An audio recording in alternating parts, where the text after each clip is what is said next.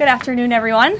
With respect to the ongoing major combat operations in Iran, Operation Epic Fury is moving ahead successfully and according to plan.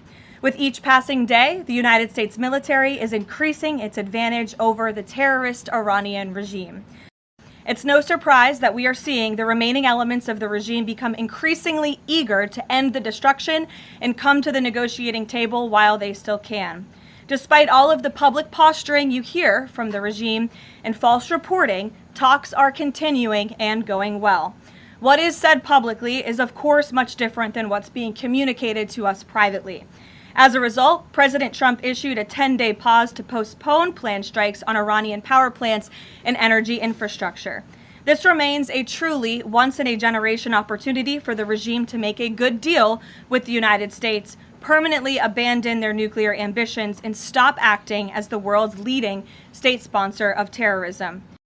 One way or another, Iran will no longer have the credible ability to threaten the United States or our allies, which is, of course, the overall objective and mission the president set out when he launched Operation Epic Fury.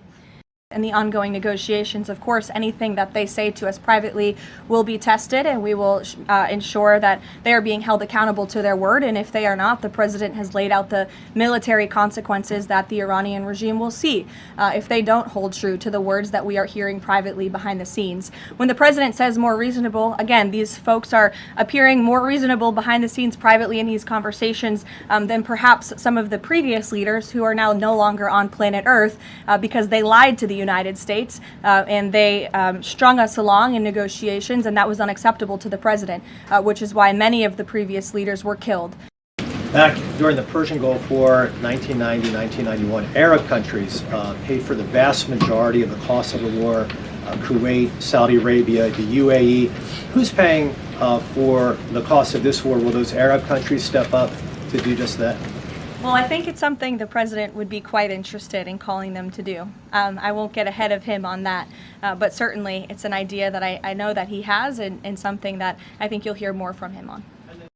Does the administration support a regime or system where Iran is effectively charging tolls on these vessels to access? That's not something we support, and I would reject that they are cherry picking. In fact, as you know, these tankers that are moving through, the 10 that were previously announced and now the new 20, the announcement of 20 additional tankers, which we expect to see over the coming days, are a result of the direct and indirect talks that are taking place between the United States and Iran. So you wouldn't have seen those tankers if not for the president's diplomacy and his team engaging on this matter, which we expect that compliance moving forward. And it's, again, something that we're working on very closely.